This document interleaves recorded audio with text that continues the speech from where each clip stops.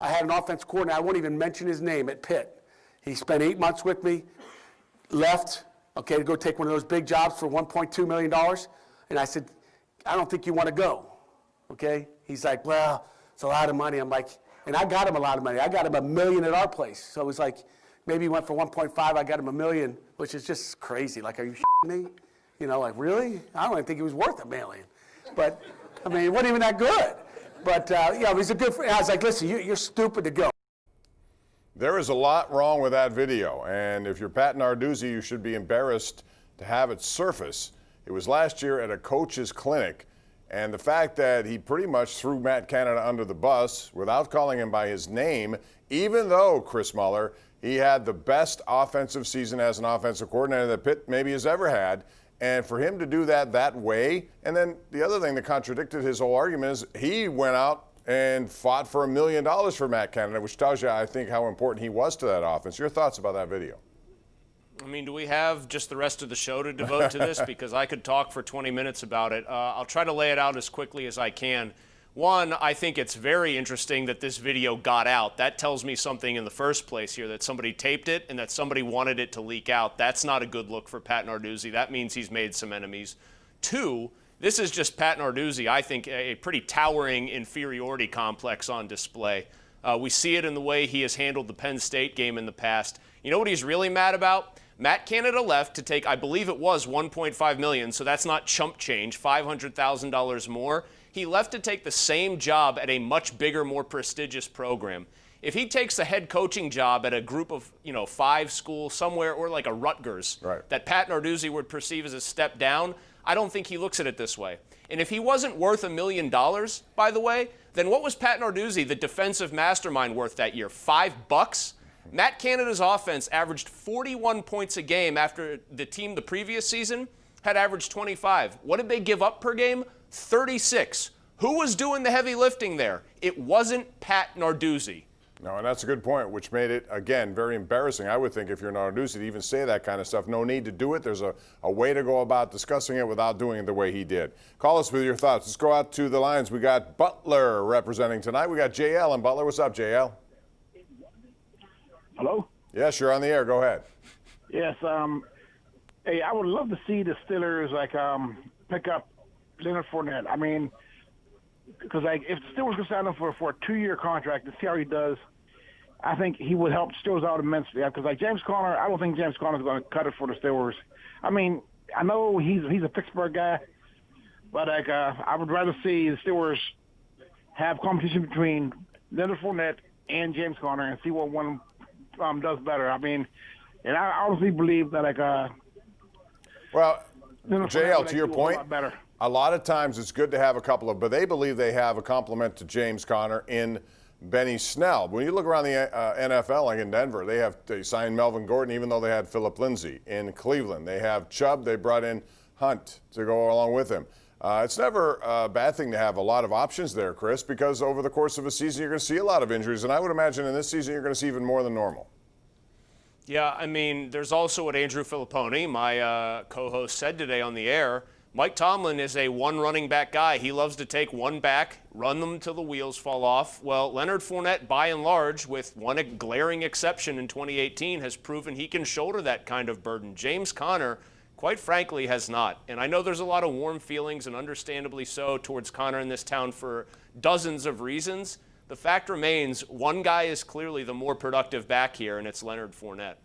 That doesn't mean James Conner can't have a good year. We're going to find out because they're going to use him as the feature back as of now, and I don't see they're changing their plans. We'll see where Fournette ends up. Meantime, back to Pittsburgh we go. We have Big Al. Hello, Al. How are you? Welcome to the Sports Call once again.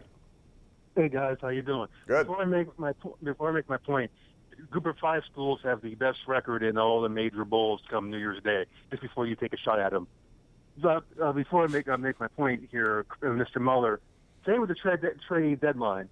And the two teams that made the most moves were the San Diego Padres and the Miami Marlins, who everybody made fun of last year. And I know Marte was in a move, but the other two moves were pretty significant, which continually proves my point. It's not a salary cap issue. It's an ownership issue. The Marlins, who blasted their team last year, got rid of everybody, now are in second place and very well can make the playoffs. It had nothing to do with money. They want to contend 1 year after throwing away their team. So let's stop the cap issue and talk about ownership. Thanks, guys. All right, thank you. Go ahead, Chris. I'm just mad that he's coming after me about group of 5 schools. Come on, I was trying to make a point, Al. Jeez, don't make me look so bad. I do that well enough on my own.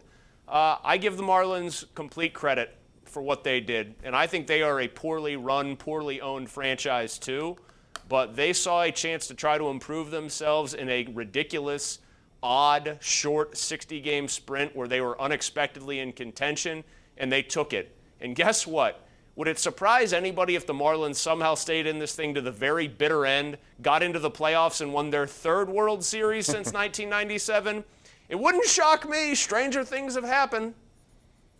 No, I would agree that, I mean, they've decided to make a run on it, and that's what, if you're looking at the Pirates, if they took this offseason seriously instead of just Heredia and Dyson, which you knew were just stopgap kind of guys, and they got nothing for them as it turned out anyway, they didn't want to do that. By the way, there was a big high-stakes pitching matchup tonight. The Yankees and the Rays, who have the best record in the American League, and the Rays, I believe, won that game. They were leading 5-3 in the ninth, but Tyler Glasnow against Garrett Cole. Glasnow 6 innings, 2 hits, 9 strikeouts, no runs. He outpitched Garrett Cole, 2 guys who were here once a long time ago. All right, let's go out to Nick in Bell Vernon. Go ahead, Nick. How you doing? Hi, Bob. I just wanted to add, I agree about the getting Fournette would be an add-on compared to Connor, because aside from a lack of durability, he also has a penchant for killer fumbles. He lost to Cleveland. So does Fournette, by the way. Well, okay, but I'm focusing on Connor here. He just hasn't showed the durability, and I think I was in San Francisco last year with that game with 5 or 6 minutes left. He fumbles the ball there. No, I know they were big. Well, one of his best career games is defined, unfortunately, by a fumble. In 2018 against the Browns, season opener, his first game as the feature back. They're in all sorts of muck outside. And James Conner, on the way to a day where he ran for about $135, fumbles late in the game. And that's one of the major reasons that game ended as a tie and not a win, which made a pretty big difference for them, as we all know. Let's go to Latrobe, Pennsylvania. We got Joe on the line. Hello, Joe. What's up? Hi. How the Penguins? What are they going to do about Nick Bugstad and Jared McCann? Are they going to be traded? And my question about NASCAR is, who do you like for the NASCAR championship? I think it's going to be the Denny Hamlin and Kevin Harvick show, and Martin Truex Jr. He's going to be a threat too. And all right, I'm going to take Kevin Harvick. Just as he's had a great year, I'll do that because we're up against a break. But as far as Bukestad and McCann is on the block now. Chris, real quick, Elliot Friedman said they're looking around trying to figure out. He is a restricted free agent. And this is a player who I think they had high hopes for when they acquired him. He turned out to be the better player. But at this point, they need third-line centers who are consistent all season long, and I don't think he's been consistent, and that's a downfall on him. Yeah, 14 goals, I think, in his first 44 games, 0 in the next 22. It's really head-scratching and puzzling, but I think what's a little bit frustrating for me is this seems like a very quick trigger move if the Penguins do, in fact, find somebody to trade with. Involving Jared McCann, that seems like a pretty severe reaction to what you could define as just a little bit of a slump for a guy. Bad one, but still a slump nonetheless. I don't love it because I still think there's more there with Jared McCann. All right, we're due for our tweet of the day, which is brought to you by Tri-State Office Furniture, and here it is. It comes from Cam Hayward, who's looking for a new contract, but this does not have the best kind of tone to it. He tweeted today, "Crazy to think I completed my 10th camp. What a blessing. From the first time I stepped on that Latrobe field to now, it's been one heck of a ride." That sounds like a resignation. I hope that's not the case because I want to see Cam Hayward be around here. So far, no deal. Hopefully, they'll work something out. We'll see as it goes. We have more calls on the way. It's 412-575-2600. This is the Ireland Contracting Nightly Sports Call on Pittsburgh CW.